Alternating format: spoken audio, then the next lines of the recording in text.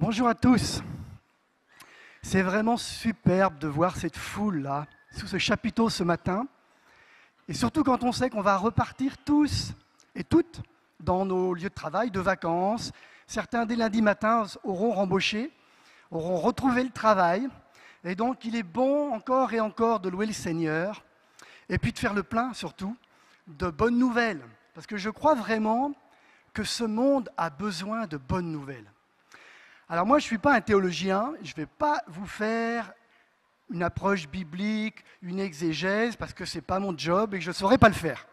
En revanche, je vais vous dire ce que le Seigneur a fait pour moi, pour mon épouse, pour les gens que je connais, qui ont accepté que je donne leur témoignage. L'idée n'est pas de raconter leur vie ou notre vie, l'idée est de vous donner envie de louer avec nous et de vous dire, tiens, si le Seigneur l'a fait pour eux, peut-être qu'il pourrait aussi le faire pour moi. Tout d'abord, permettez-moi de faire une petite introduction, non pas pour casser l'ambiance, mais quand même, il me semble qu'il y a quelques questions qu'il faut qu'on se pose. Alors, le titre de l'enseignement, du petit topo, c'est « Suivre Jésus », ah oui, c'est mieux, et être missionnaire dans la confiance. C'est un beau programme, hein, suivre Jésus et évangéliser, en fait. Alors, vous savez, on nous dit souvent dans les paroisses, dans la communauté, moi j'entends souvent autour de moi, vous savez, le monde a soif de Dieu. Le monde a vraiment soif de Dieu, donc on va s'appuyer sur cette soif pour évangéliser. Certes, c'est vrai, parce que le cœur humain est fait pour Dieu. L'âme, le corps de l'être humain sont faits pour Dieu. Et donc on peut dire que oui, le monde a soif de Dieu. Mais en même temps, je ne suis pas si sûr que nos contemporains ont tant soif de Dieu que ça. Dimanche dernier, j'étais à la messe dans mon petit village. Moi, je viens de l'ouest de la France, je travaille à Angers, mais j'habite à 1h30 d'Angers dans l'ouest, à côté de Parthenay, dans les Deux-Sèvres.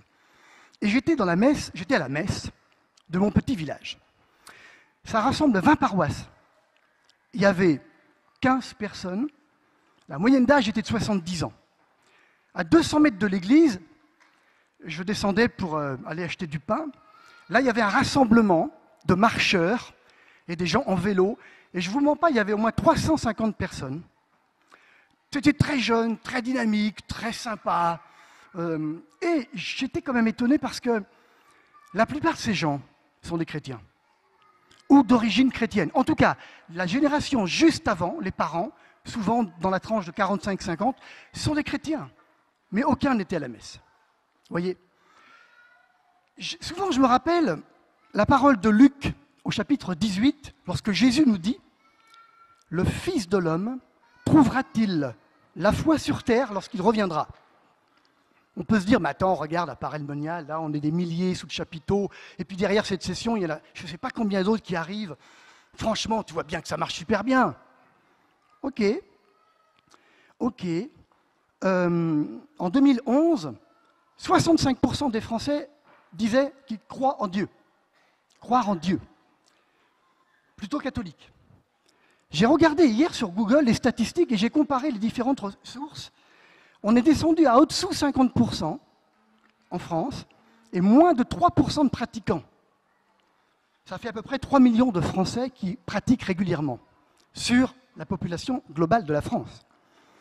Voyez-vous, si on regarde les choses de près, et peut-être en dehors de quelques pays, j'ai la chance dans mon job de beaucoup voyager, j'étais au Vietnam récemment, j'étais impressionné parce que j'ai vu l'évêque d'Ho Chi Minh Ville nous a emmenés dans son séminaire, 400 séminaristes, mais globalement dans les pays occidentaux, eh bien c'est pas si sûr que ça que les hommes et les femmes de ce temps aient tant soif de Dieu.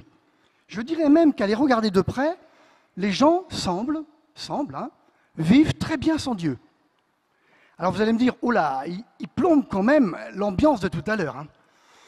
Mais vous allez voir, non, parce que je pense que justement, le chantier est immense et c'est ça qui nous donne beaucoup d'expérience. Deuxièmement, je me rends compte qu'il y a une différence de plusieurs. Je discute avec des gens, et vous le faites certainement également, hein, il y a une vraie différence entre l'indifférence et le rejet. On rejette quelque chose qu'on connaît, une idée qu'on croit connaître, une idéologie, une personne. Quand on pense appréhender la chose, la personne ou l'idée, on peut se dire « je rejette ». Mais concernant Dieu, je suis à peu près persuadé que la grande majorité des Français sont indifférents. Ce n'est pas qu'ils rejettent, c'est qu'ils ne savent pas. Vous savez, nous rentrons dans une génération, mais déjà depuis quelque temps, hein, où il y a des enfants qui arrivent à 15 ans, des adolescents qui n'ont jamais entendu parler de Jésus-Christ. Jamais. Jamais. Ce qui n'était pas le cas il y a 30 ans ou 40 ans.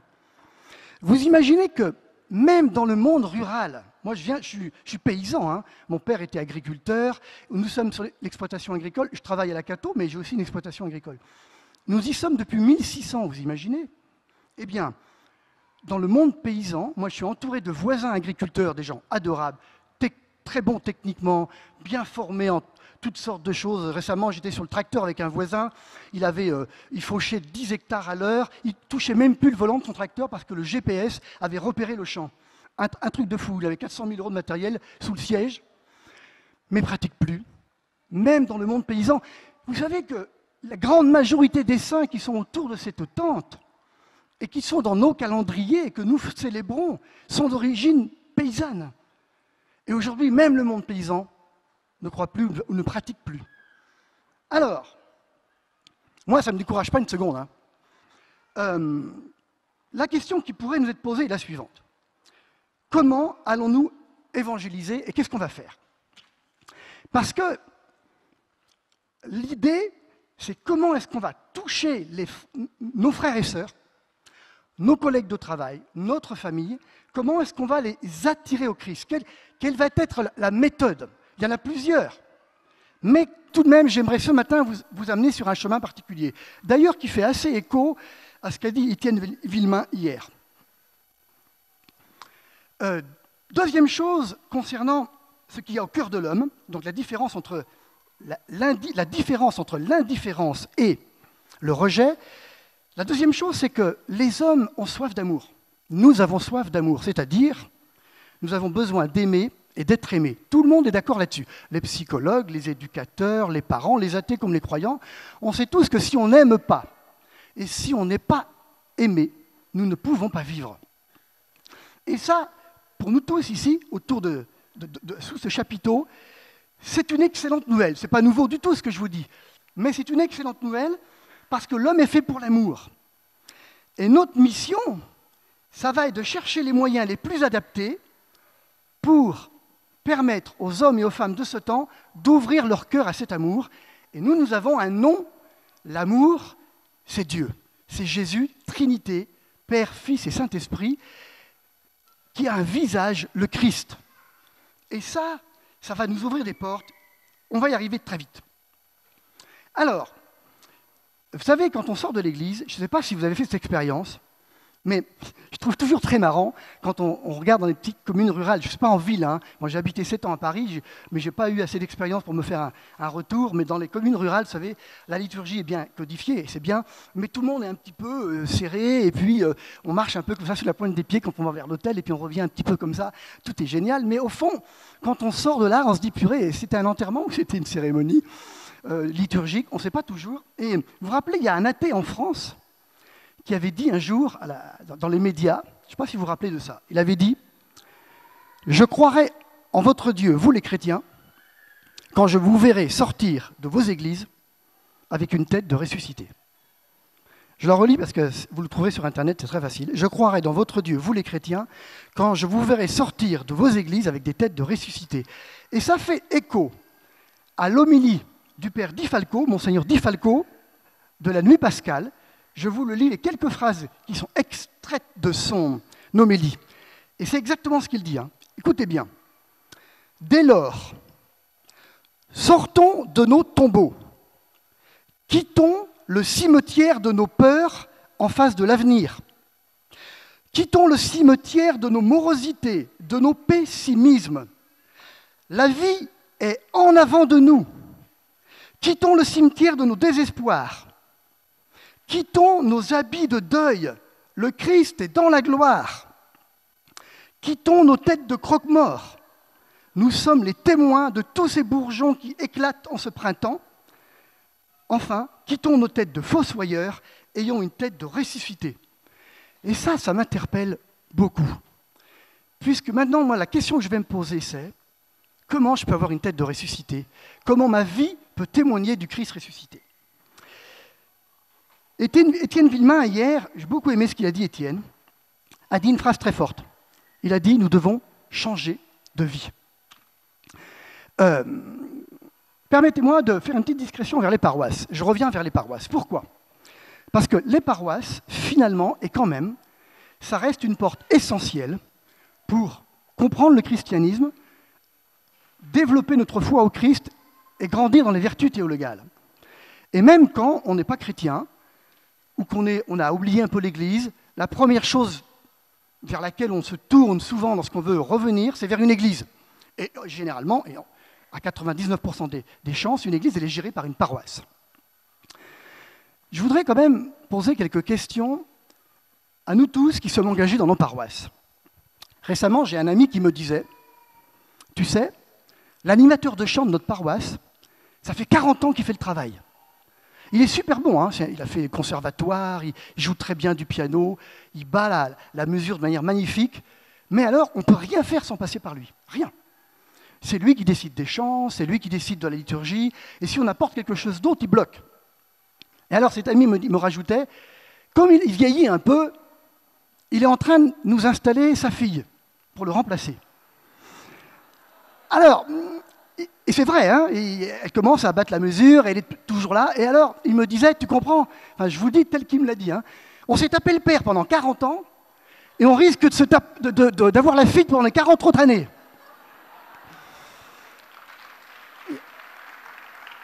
Qu'est-ce que ça veut dire? Moi, je pense que si on veut que nos paroisses soient accueillantes, il faut mettre du vent là-dedans.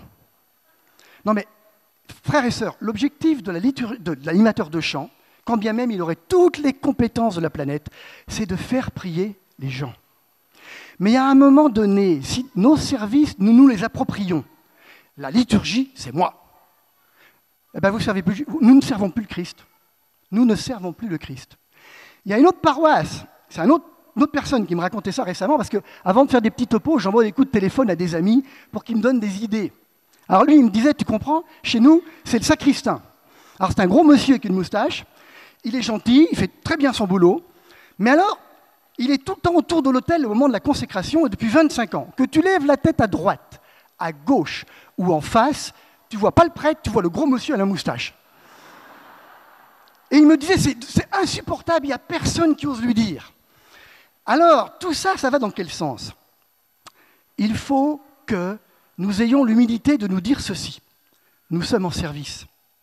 Un mandat de 3 ans, allez, renouveler une fois, et après, le bon animateur de chant, là, qui a 40 ans de carrière, on n'a qu'à lui demander, par exemple, de former, de coacher de futurs animateurs, en évitant, si possible, de mettre sa fille, quand même. Ça fait un peu histoire de famille, après. Mais, vous voyez, ce que je veux dire, c'est qu'il faut que nous nous habituions à ne pas nous habituer. C'est le Christ qui est devant. Vous savez, d'ailleurs, dans la communauté d'Emmanuel, c'est la même chose. Hein. Moi, j'étais directeur de Fidesco.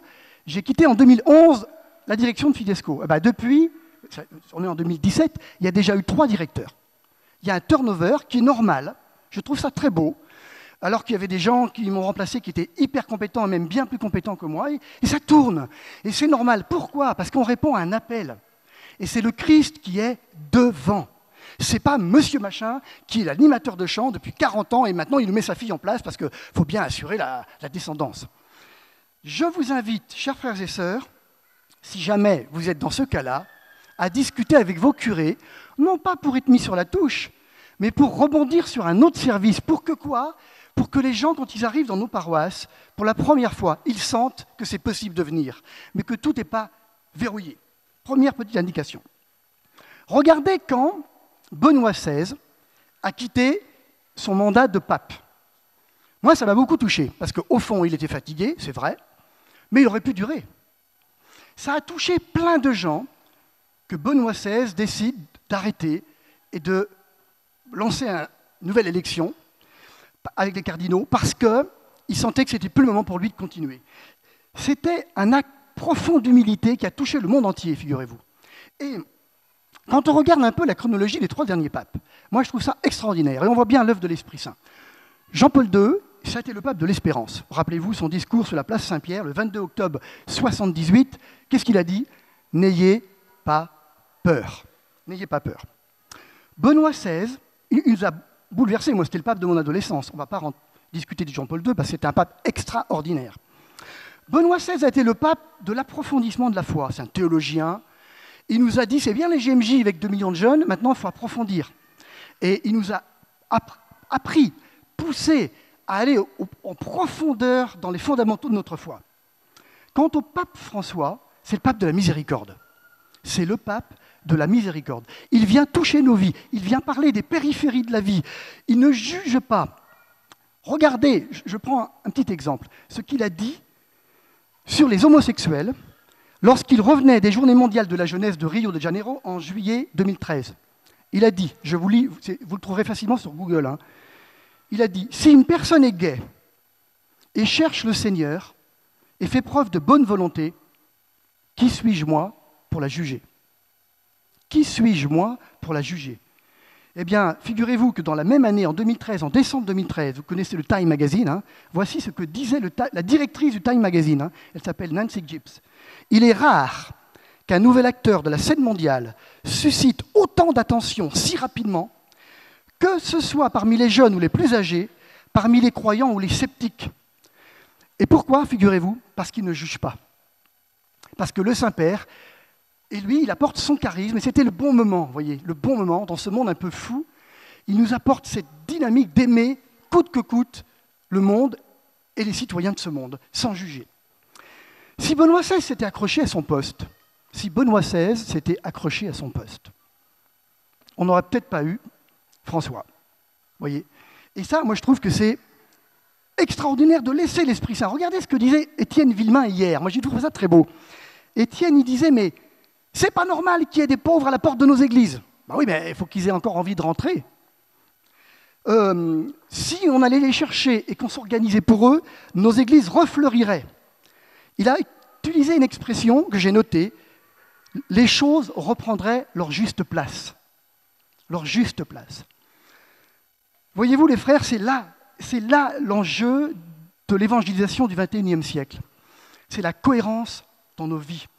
Le fait de nous convertir nous-mêmes, de changer. Ce n'est pas les discours qui vont toucher les gens aujourd'hui, ce n'est pas la morale ou, comment dirais-je, les grandes leçons. Il faut que nous montrions des visages cohérents et que nous puissions attirer les gens au Christ par nos témoignages de vie. Je voudrais vous donner le témoignage de mon fils, pas pour parler de mon fils, hein, mais ça m'a beaucoup touché. Un jour, il était ado, il avait lâché la foi, et il est revenu après, parce que maintenant il est croyant, pratiquant. Et un jour, il m'a dit, il n'y a pas très longtemps, il m'a dit, tu sais papa, je vais te dire pourquoi j'ai gardé la foi. Je dis oui, pourquoi? Il m'a dit, tu sais, c'est pas pour toutes les fois que tu m'as emmené à Paray-le-Monial, même si effectivement ça a été important, ça a été des étapes. Mais j'ai eu ma crise d'ado, j'ai lâché à un moment donné. Ce qui m'y a ramené à la foi, c'est ta cohérence avec maman. Ben, je dis, qu'est-ce que tu veux dire? Ben, il me dit, moi, quand je te vois demander pardon à maman devant nous, quand je te vois l'embrasser devant nous, ou lui offrir des choses, des petites fleurs, il a dit, moi, c'est ça qui m'a touché et qui m'a fait comprendre que c'est cohérent. Je peux adhérer à cette foi-là. C'est cohérent. Et ça m'a beaucoup interpellé, parce que je me suis dit, waouh, ça me faisait écho à ce que le Père Sonnet disait, très souvent ici, à Paray-le-Monial, vous savez qu'il est dans la maison du Père maintenant. Le Père Sonnet disait, ne cherche pas à convertir tes enfants, mais vis toi-même pleinement l'Évangile. Tôt ou tard, ils seront interpellés. C'est comme ça que le Père Sonnet m'avait interpellé une fois sous la tente VIP, on avait déjeuné ensemble. Je devais préparer un petit topo et je lui avais posé la question, mais Père, qu'est-ce qu'il faut faire? Qu'est-ce qu'il faut dire aux parents qui ont des ados? Il m'avait dit, ne cherchez pas à convertir vos ados. Aimez-vous, vous les couples. Pardonnez-vous en face d'eux. Travaillez sur vos tensions. Faites en sorte qu'ils soient touchés par votre amour et les choses se feront tout seuls. Pour aller un petit peu plus loin dans cette dynamique, je te remercie. Je voudrais m'appuyer sur une phrase qu'a dite saint François de Sales. Saint François de Sales est né en 1567. Il est mort en 1622. Écoutez bien, c'est très intéressant. Ne parle de Dieu que si l'on t'interroge, mais vis de façon à ce que l'on t'interroge. Ah, je le refais parce que ça vaut le coup. Hein. Ne parle de Dieu que si l'on t'interroge, mais vis de façon à ce que l'on t'interroge. Et moi je dis, waouh, Saint François de Sales est en train de nous dire, ne parle pas de Dieu si on ne te demande rien, mais vis de telle façon que les gens soient interpellés par tes choix, par tes engagements, et que ça les amène à se poser des questions. Alors, moi je ne parle pas de vous, je parle de moi. Je me dis, mais est-ce que moi ma vie interpelle ? Alors, Étienne, hier, il parlait de est-ce que je paye mes impôts, est-ce que j'accueille le pauvre, est-ce que ceci... Vous voyez, il y a des vraies questions fondamentales. Alors, je reviens sur mon fils, parce que c'est très récent. À Noël dernier, nous avons une discussion en famille, très sympathique, et nous apprenons qu'il y a un couple qu'on connaît très bien, qui sont aujourd'hui en difficulté avec un de leurs enfants. Un de leurs enfants, marié, a décidé de ne plus avoir de relation avec ce couple très catho, engagé, qu'on connaît très très très bien depuis très longtemps. Et on découvre, en écoutant un peu l'histoire, qu'au fond, il y a des blessures qui n'ont pas été ouvertes et guéries, familiales, parce qu'on connaît bien la famille, voilà. Du coup, je rentre à Angers, je loue un petit appartement, là, et le soir, quand je débauche, j'ai un peu de temps. Et là, je dis, tiens, il faut que j'écrive. C'est mon fils qui nous racontait l'histoire, parce qu'il connaît très bien, lui, le garçon, qui vient de faire rupture avec la famille. Et je dis, tiens, il faut que j'écrive à mon fils, là, parce que je sais que quand il était ado, ça a été un peu chaud quand même. Alors, je lui fais une lettre, très sympathique. Hein. Je dis, mon cher fils, tu sais, peut-être te l'ai jamais dit, en fait, je sais pas. Alors, j'ai envie de te l'écrire. Si jamais, quand tu étais ado, jeune adulte, je t'ai blessé, je t'ai fait de la peine, s'il te plaît, voilà, je te demande pardon parce que moi, je veux ton bonheur, je veux que tu sois bien.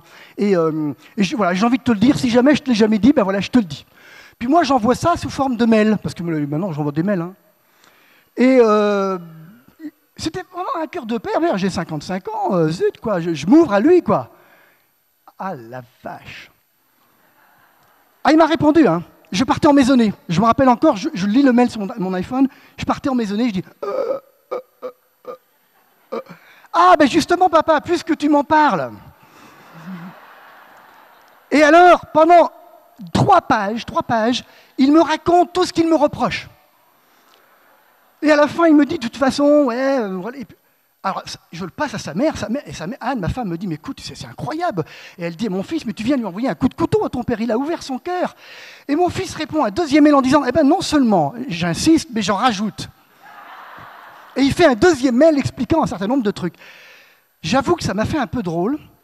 J'ai rien dit, moi, parce que je suis un tempérament un peu, enfin, vous pouvez remarquer, quoi, voilà, quoi. Enfin, et donc, du coup, j'ai rien dit. Et je me suis dit, bon, c'est bien que mon fils me dise ce qu'il a envie de me dire. Vaut mieux qu'il le dise maintenant, avant les 30 ans, qu'à 50, quand je serai gâteux et que je ne pourrai plus le prendre.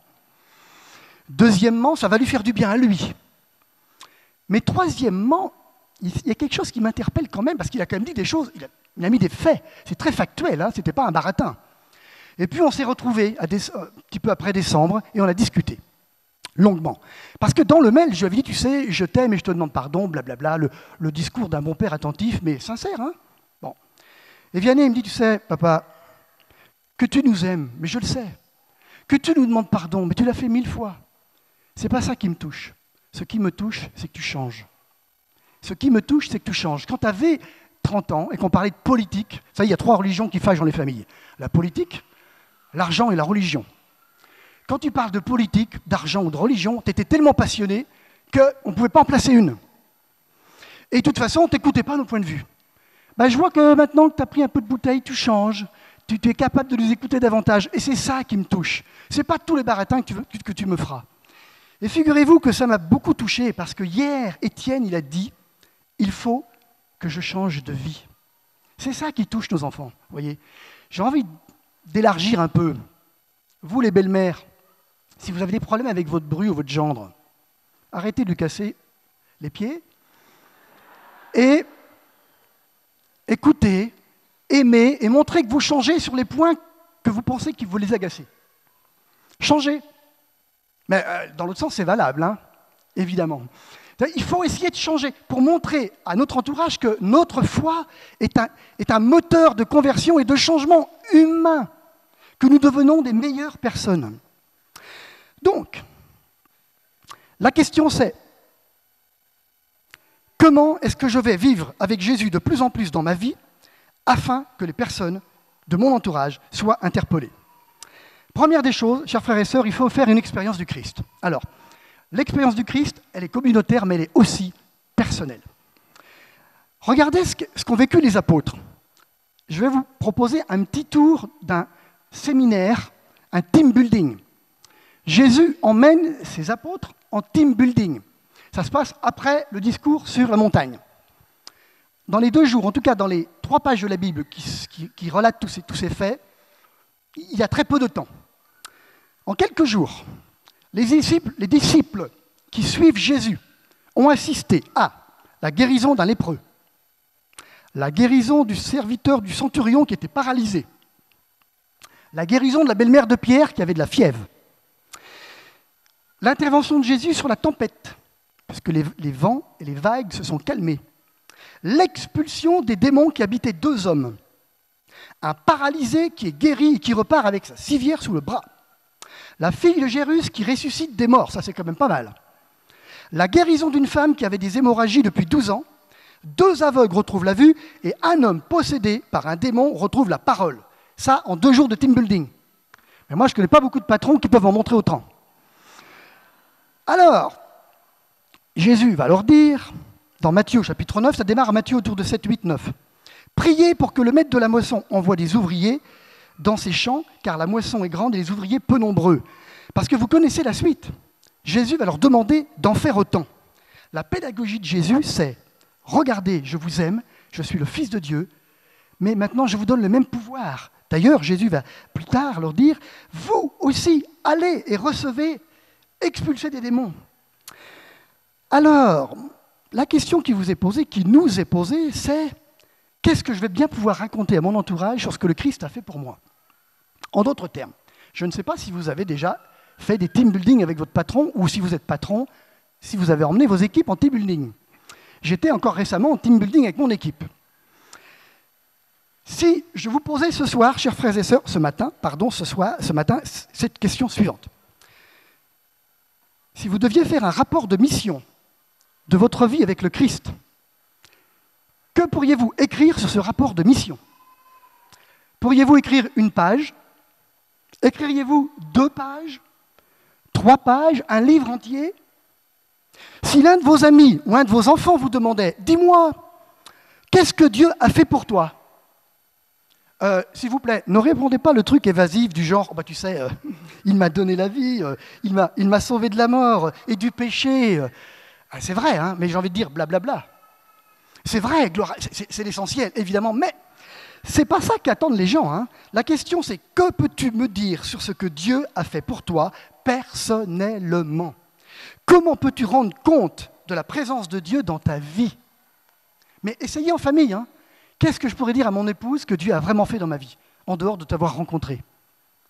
Et allez-y, travaillez la question, parce que vous n'y couperez pas. Et entre nous, vos enfants ne vous rateront pas sur cette question. Hein.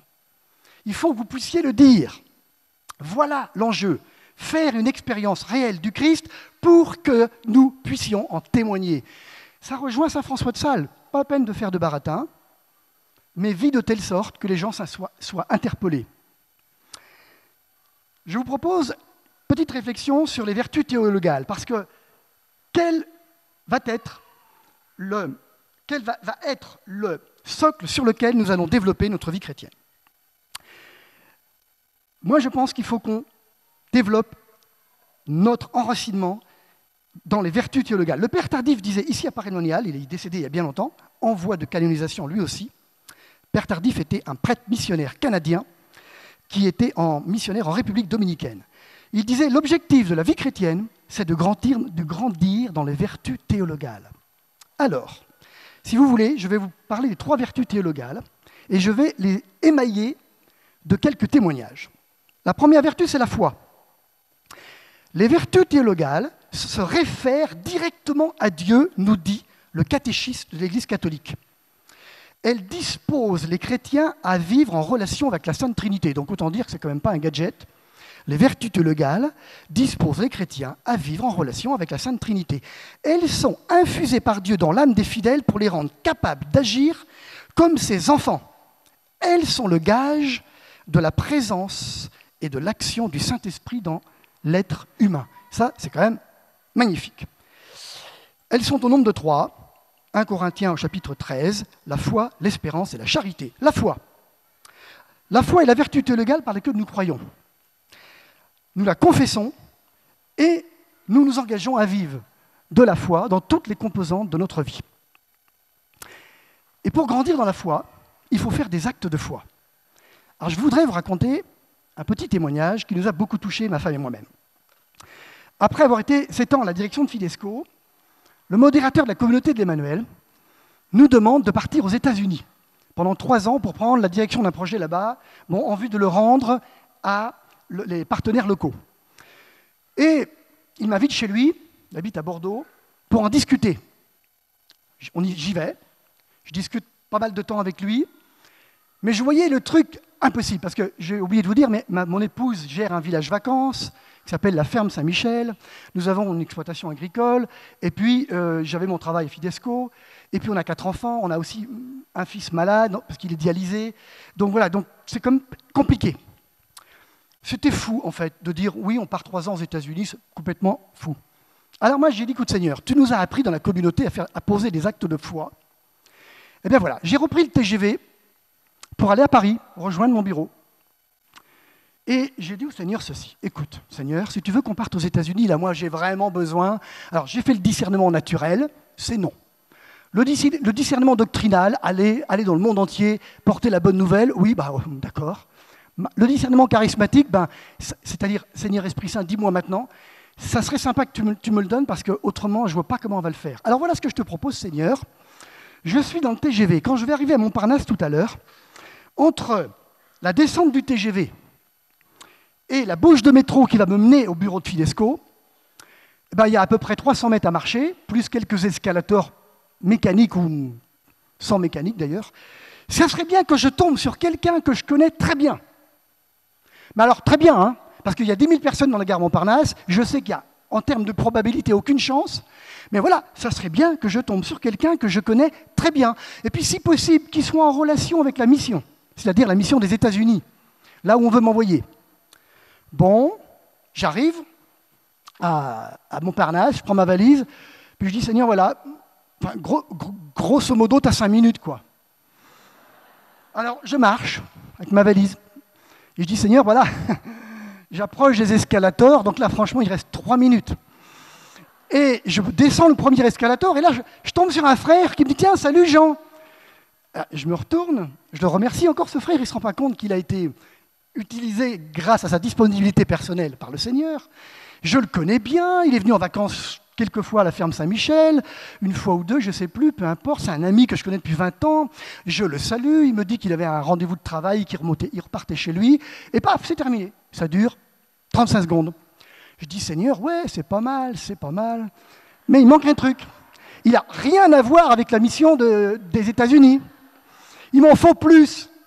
Et je dis, Seigneur, maintenant, il reste vraiment que 10 secondes, quoi. Et je prends le deuxième escalator, juste avant de rentrer dans la bouche de métro. Et là, frères et sœurs, il n'y a que Dieu qui peut faire ça. Il n'y a que Dieu qui peut faire ça. Je descends, vous imaginez le truc, je descends dans l'autre escalator en face, j'entends quelqu'un qui me rattrape et qui me dit, « Hé, Jean !» Je me retourne, j'avais dit que je prononcerais son nom, donc je le prononce, c'était Emmanuel. Il est ici en service avec les enfants. Alors Emmanuel, qui c'est, avec sa femme, ils ont été volontaires Fidesco dans la mission aux États-Unis où on voulait m'envoyer. Et moi, comme directeur de Fidesco, je les avais visités. Donc je le connais non seulement très bien, mais il a un lien direct avec la mission parce qu'il en venait. Alors il me raconte qu'il avait un entretien de travail suite à sa mission et qu'il repartait au Mans parce qu'il habitait au Mans à l'époque. Et moi, j'écoutais pas son truc. Je disais, mais Seigneur, mais comment t'as fait ça ? Comment t'as fait ça ? T'avais une chance sur 200 000 ou 5 ou 10 000, j'en sais rien. Et je tremblais, je vous jure. Et la petite voix intérieure qui me venait, c'est « Mais je suis Dieu, je suis Dieu ». Et voyez-vous, frères et sœurs, ça, c'est juste magnifique. Parce que, alors j'appelle tout de suite le modérateur, je dis « Tu ne peux pas te rendre compte ce qui vient de m'arriver ». Alors, je lui raconte. Puis après, je dis quand même, ça y est, on est dur de la casquette. Hein. Et je dis, mais quand même, c'est bien, mais comment je fais pour gérer tout le bazar ? On a quand même un camping, on a des emprunts sur le camping, il faut que ça tourne. Alors, le modérateur me dit, t'inquiète pas, le Seigneur a donné la première tranche, il donnera la deuxième. Alors, je rentre chez moi, on a une petite chapelle sur l'exploitation, on prie encore. Puis je dis, Seigneur, bon, t'as donné vraiment la première étape, mais il faut que tu ailles jusqu'au bout. Comment je vais faire maintenant pour gérer les affaires ? et on prie avec ma femme. Et là, il me vient le nom d'une autre personne, Patrice et Chantal. Fais comme Patrice et Chantal. Ah bon? Patrice et Chantal. Je dis à Anne, mais Patrice et Chantal, on les connaît très bien. Pourquoi ça me vient à la prière, ce nom-là? Ah, elle me dit, Anne, mais je sais. Patrice et Chantal ont été responsables de l'Afrique. Ils ont habité en Côte d'Ivoire pendant des années, mais ils rentraient chaque année 3 mois par an en France. Et ils retournaient en Côte d'Ivoire. Ah, j'ai dit, mais ok, j'ai compris. On va partir aux États-Unis 9-10 mois par an. On rentrera l'été pour gérer le camping et on repartira. C'est peut-être jouable. Il faut que j'en parle à mon chef, c'est-à-dire au modérateur. Et il a dit, ah mais oui, c'était ça, je suis d'accord. Donc, vous voyez les frères, eh bien, on n'a plus partir aux États-Unis. Bon, la vertu théologale de la foi, elle se développe en priant, en étant proche du Seigneur, parce que c'est l'Esprit Saint qui la donne, mais également en exerçant des actes de foi. Deuxième vertu, l'espérance. Alors, l'espérance, c'est quelque chose de magnifique. En quelque sorte, vous lirez le catéchisme de l'Église catholique, c'est d'espérer coûte que Dieu nous aime, que quoi qu'il nous arrive dans notre vie, il est bon, qu'il nous a ouvert les portes de l'éternité et que le paradis commence dès ici-bas. Ce n'est pas de croire qu'il faut en baver toute sa vie sur la terre et le bonheur ne sera qu'au ciel. Il est vrai que Marie a dit à Sainte Bernadette, je ne te promets pas de te rendre heureuse ici-bas, mais dans l'autre monde. Mais néanmoins, le royaume est déjà commencé ici-bas, donc l'espérance est déjà pour ce temps où il faut s'engager à nous aimer les uns les autres et à nous servir. Regardez le témoignage d'Étienne hier et de ces sans-abri. C'est tellement beau. Oui, mais qu'est-ce qui se passe lorsqu'on ne va pas bien et lorsqu'on souffre? Alors là, je reviens encore sur ce que nous vivons avec notre fils. Il n'aime pas trop que je parle de lui, mais je ne peux pas faire autrement. Notre fils est tombé malade, il a perdu ses reins. Voilà. C'est une maladie qui s'appelle la maladie de Berger. Il a perdu sa totale capacité rénale à 20 ans. Il a été dialysé, puis il a eu une première greffe. Et figurez-vous qu'en général, en France, les greffes, elles durent 15 ans à peu près. Il y en a qui les gardent 30 ans, hein, mais la moyenne en France, c'est 15-17 ans. Et lui, au bout de 4 ans, il a perdu sa greffe. Puis il a été redialysé. Vous savez ce que c'est la dialyse? Vous allez 4 fois par semaine à l'hôpital, 4 heures. Et vous vivez que grâce à une machine. Quand vous avez 20 ans, vous imaginez? Aujourd'hui, il est prof, il est prof d'économie, et il va 4 fois par semaine à l'hôpital. Il est marié.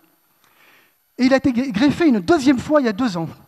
Et là, il y a quelques semaines, il vient de perdre sa deuxième greffe. Parce que la maladie de Berger est tellement agressive qu'elle a détruit ses 2 greffons. Ça nous a beaucoup affecté, mon épouse et moi-même. Et moi, personnellement, alors le miracle chez lui, c'est qu'il a une pêche d'enfer. Il est absolument extraordinaire. Il ne se plaint jamais. Il vit sa vie, c'est un bon prof, il écrit beaucoup, il lit beaucoup, et il est édifiant, très édifiant. Mais moi, les 2 hivers derniers ont été très raides pour moi. Et j'ai vraiment crié. Je dis, Seigneur, mais enfin quoi, c'est quoi le truc? En plus, Vianney, il est tombé malade quand moi j'étais en service à Fidesco, je me rappelle encore. Je l'ai appris ici, j'étais à Paray-le-Monial. Il a fallu que je rentre en urgence, il avait été transporté en hélicoptère. Enfin, je dis, Seigneur, mais so what? Qu'est-ce que tu fais, quoi? Et j'étais vraiment très en colère, en fait, très en colère. Et voilà qu'il repère sa deuxième greffe. Et en juin dernier, pas cette année, mais l'année dernière, donc en 2016, nous étions en vacances dans les Pyrénées, et nous marchions. Et Vianney était là, avec sa femme, et il était en train de perdre sa deuxième greffe, elle a définitivement tombé il y a quelques semaines. Et Vianney me dit, tu sais papa, moi j'ai pleuré toutes les larmes de mon corps, et maintenant je ne fais plus qu'une seule prière. La prière de Claude la Colombière. Ça y est, mon Dieu, quand j'ai tout perdu, il n'y a plus que vous, j'ai confiance en vous coûte que coûte. J'aurais dû la prendre par cœur, mais je l'ai affichée, mais très belle prière, la prière de Claude de la Colombière. Et là, je me disais, je ne peux pas rester comme ça dans ce sentiment intérieur où je suis très en colère en fait. Et en marchant dans la montagne, les sommets étaient encore enneigés, il faisait très beau. On était tous ensemble à la queue leu en train de marcher sur des crêtes. C'était vraiment magnifique. J'aime beaucoup les Pyrénées. Et là, j'ai dit, écoute Seigneur, voilà. Je ne peux pas rester comme ça, donc j'ai que 2 options. Il n'y en a pas 3. Et j'encourage tous ceux et celles d'entre vous ici qui ont des cris à pousser, d'abord de les pousser. Criez, criez dès que vous souffrez trop. Attention, il y a une ligne rouge. La ligne rouge, c'est que vous ne pouvez pas accuser le Seigneur du mal. Vous pouvez dire tout ce que vous voulez sur le Seigneur, y compris « Pourquoi dors-tu » Parce que c'est dans les psaumes. « Qu'est-ce que tu fais ?»« Je ne te vois pas. » Mais vous ne pouvez pas dire « Seigneur, à cause de toi » parce que Dieu est mort à cause du mal, pour nous sauver du mal. Donc il n'est pas responsable du mal, il l'a porté. Ça, c'est la ligne rouge. Mais au-dessous de cette ligne rouge, « Do whatever you want », comme on dit en anglais. Vous pouvez faire ce que vous voulez. Alors, moi j'ai crié, je suis allé en parler à un prêtre, Et après, je me suis dit, j'ai que deux options. Soit je fais un chemin avec ça, et je rentre dans une dynamique de tendresse et de confiance et d'espérance. Soit, ça peut aller jusqu'à la perte de la foi momentanée. Je suis tellement en colère que, Seigneur, je reviendrai quand je serai calme. Alors j'ai dit, en marchant dans la montagne, Vianney était juste devant moi, je dis, Seigneur, intérieurement, je fais cette prière. J'ai dit, Seigneur, donne-moi de toujours croire et espérer en toi, quoi qu'il advienne dans la vie de ceux que j'aime ou la mienne. Et si jamais je ne peux pas faire cette demande, c'est-à-dire qu'au moment de l'épreuve, je ne peux même pas faire cette prière, donne-moi de toujours croire que tu me donneras la grâce d'espérer en toi. Et j'ai répété ça, vous savez comment, quand on marche, qu'on est scout et qu'on rythme sa respiration, moi j'étais scout quelques années, on rythme sa respiration en marchant et en récitant quelque chose. Je faisais cette prière et la paix m'est tombée dessus. J'ai eu une telle paix intérieure que je sentais très bien que le Seigneur me disait, c'est ça le chemin. Je ne te promets pas de guérir ton fils, je te promets d'être toujours avec toi.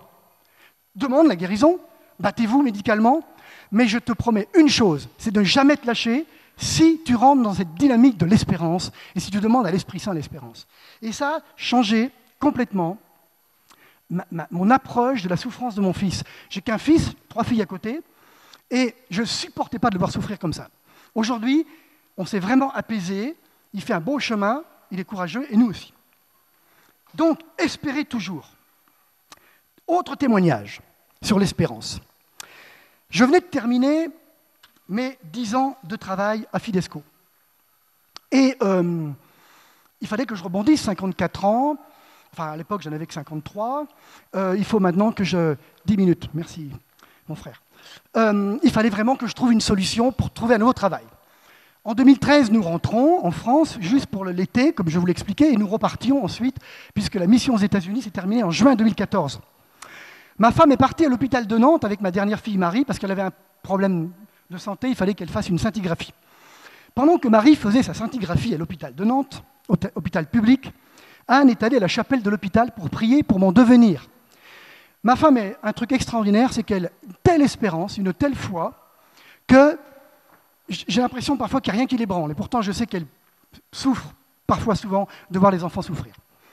Alors moi, j'étais resté à la maison, j'étais sur mon ordinateur en train d'envoyer des CV. Et là, d'un seul coup, le recteur de l'Université catholique de l'Ouest me Skype. Et le recteur me dit, écoute, voilà, on se connaît depuis très longtemps, hein. Et il me dit, voilà Jean, je sais que tu rentres des USA bientôt, dans 1 an, et moi j'ai besoin de créer à l'Université catholique un service de recrutement international. Est-ce que tu accepterais d'en prendre la direction ? Bon, c'est pas mal, et il m'explique ce que c'est, il y a encore des voyages, moi j'aime bien voyager, il faut recruter des étudiants dans le monde entier, ça c'est un truc que je sais faire, avant Fidesco j'avais été prof, et puis je raccroche. Et voilà que ma femme rentre de Nantes, elle monte les escaliers, donc elle ne m'avait pas du tout vu sur Skype, et il me dit, Jean, j'ai prié pour toi à l'hôpital de Nantes, parce que j'ai la certitude que le Seigneur s'occupe de nous, après ces 10 ans de mission, et le Seigneur, alors tenez-vous bien, voilà comment elle me l'a dit, hein. Le Seigneur m'a dit où tu allais travailler l'année prochaine. Je dis comment ? Elle m'a dit oui, je ne sais pas chez qui, mais je sais où. Tu vas travailler à Angers. Le Seigneur m'a dit dans la prière, j'ai reçu le mot Angers. Je ne sais pas ce que tu vas faire, mais tu vas aller travailler à Angers. Non, j'ai dit Anne, vraiment, tu m'agaces parce que voilà, le recteur de l'Université catholique de l'Ouest d'Angers vient juste de m'appeler. Et il me propose un job à Angers. Alors, il t'a téléphoné avant, dis-moi la vérité. Et il m'a dit non, je te promets, je l'ai reçu dans la prière.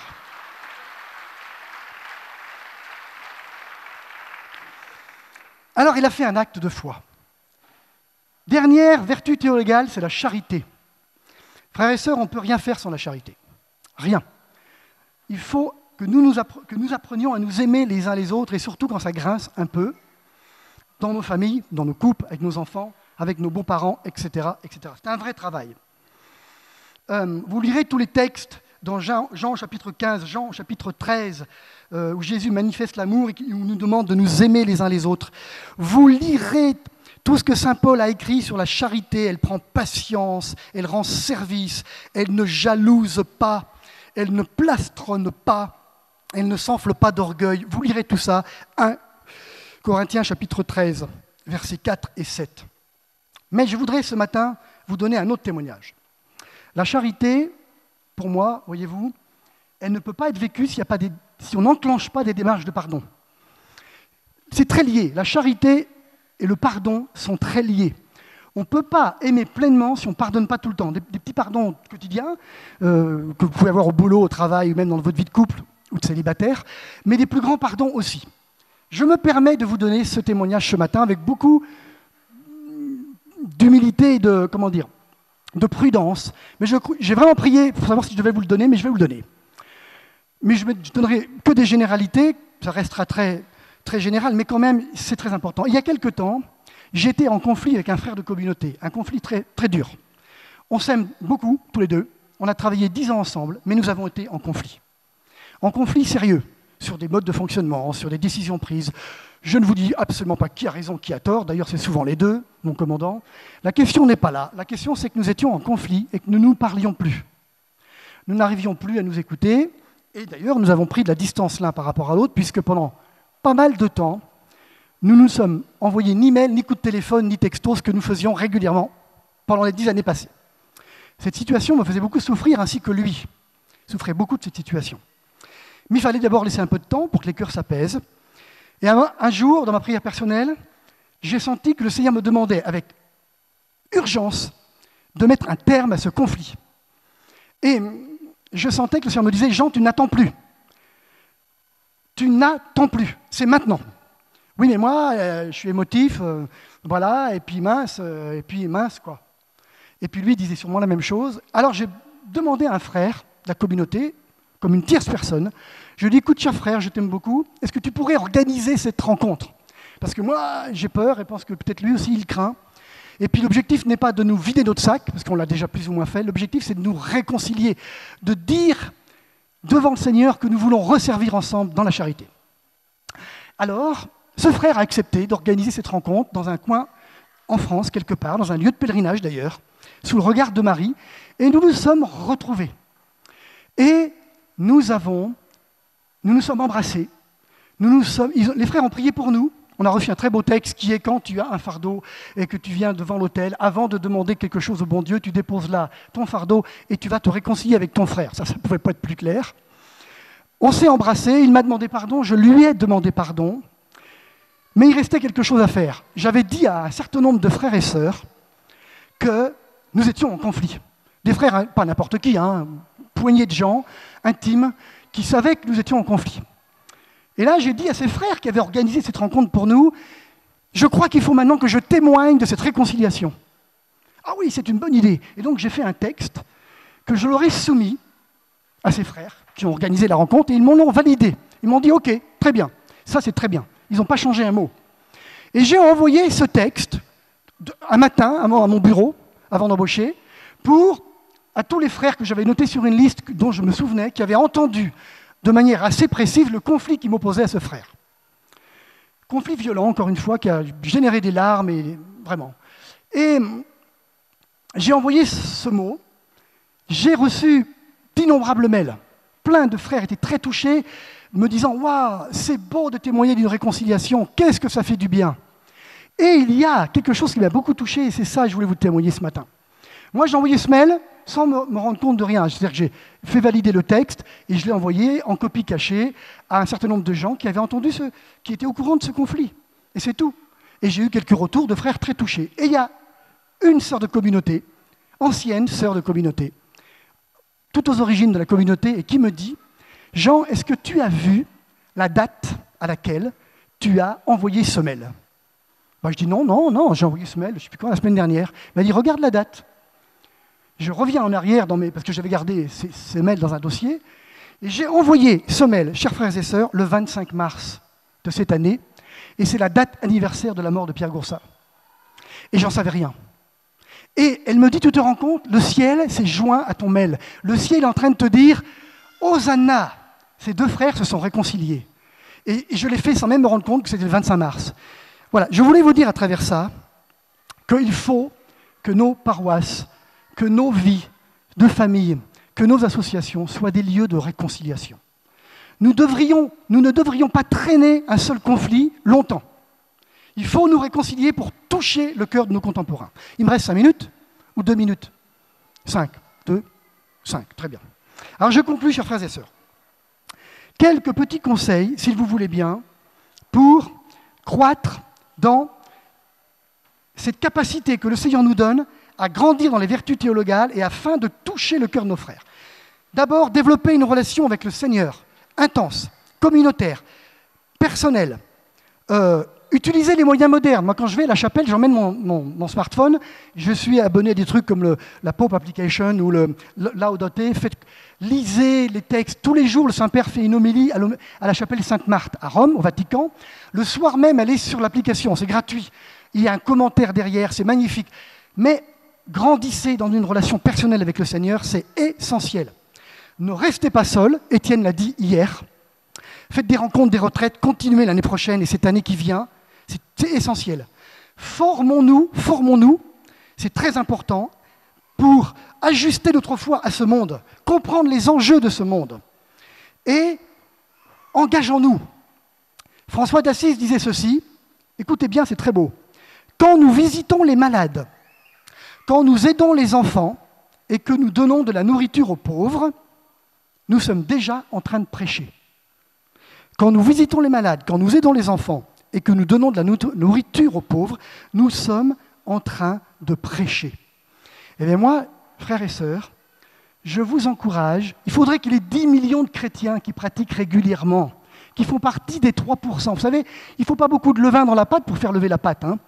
Si tous, nous faisions une chose comme Étienne, où nous allions aider Étienne, ou je pense à Simon de Cyrène de Laurent de Chérizet, ou je ne sais pas quoi encore, Fidesco. Si tous nous donnions du temps pour aimer les pauvres ça peut être nos propres conjoints, ou les gens qui souffrent, ou les gens qui ont besoin d'attention, que nous faisions cette démarche de témoigner avec un visage de ressuscité que le Christ nous aime, je vous prie de croire que nous n'aurions pas grand-chose à dire. Nous n'aurions pas grand-chose à dire. Alors, je résume par ces quelques mots. Pour évangéliser, faisons toujours davantage l'expérience de Dieu dans nos vies. Changeons nos cœurs et nos comportements, nos habitudes. Soyons davantage cohérents entre ce que nous professons et nos actes. Entre ce que nous professons et nos actes. Grandissons dans la foi, l'espérance et la charité en posant des actes concrets. Et quand on n'en peut plus, demandons à des frères de témoigner pour eux de ce que Dieu, de témoigner pour nous de ce que Dieu fait pour eux, afin que nous puissions nous en nourrir. C'est le fait de ne pas rester seul. C'est ça la famille des chrétiens. Récemment, il y a un homme politique qui a créé un mouvement. Vous connaissez, En Marche. Très bien. Moi, je voudrais lui dire, Monsieur le Président, c'est bien, mais ça fait 2000 ans que nous, on est en marche. Et le Christ, d'ailleurs, nous a tout le temps dit, lève-toi et marche. En marche. L'Église nous dit, en marche. Allez vers la périphérie, allez rencontrer vos frères. Et puis le problème, c'est pas seulement de se lever, c'est de savoir où est-ce qu'on va, Monsieur le Président.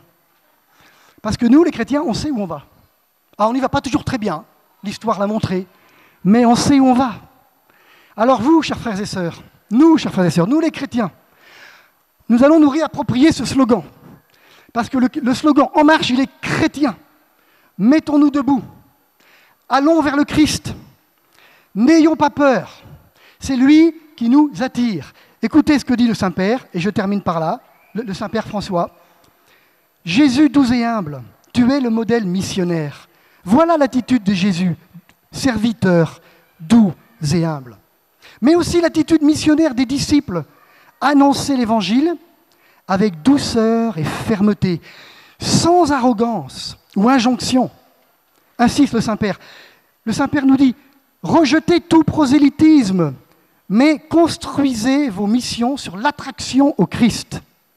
L'écoute, voilà la méthode. Mais comment ? Dit le Saint-Père. Par notre témoignage, qui passe par la prière, l'adoration et la charité en acte, qui est un service à Jésus, présent dans le plus petit de nos frères, sur le modèle de Jésus, pasteur, bon et miséricordieux, animé de sa grâce, nous sommes appelés à faire de notre vie un témoignage joyeux qui illumine le chemin, qui apporte espérance et amour. Voilà le message ce matin, chers frères et sœurs. Aimons Jésus, grandissons dans les vertus théologales, marchons, aidons-nous les uns les autres et l'Évangile avancera. Bonne fin de session, prions les uns pour les autres. Amen.